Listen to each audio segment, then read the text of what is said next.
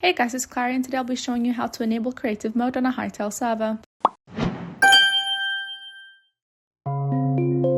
Firstly, all you have to do is head over to Server.pro and head into your server. Then navigate to the console tab of your Hytale server. Then all you have to do is enter the following command in the console: /gamemode space creative and then the player name. For example, I'll just be putting my own name, but keep in mind the player must be online on the server for this command to work. However, that's just for set players. If you want all players in the future joining to be automatically set for creative, you can change the default game mode in the server configuration. All you have to do is stop the server and then head to the files drop-down menu on the left. Select config.json, then once you're in there, find the setting labeled game mode. Inside the quotation marks, delete the current value and type in creative instead. Once you're done, click save changes and restart your server or start it up again. And that's it. Now all future players that join your Hytale server will be automatically set to creative mode. But keep in mind this setting only applies to new players joining the server. Any players who have already joined will need to have creative mode enabled manually using the console command we showed at the beginning.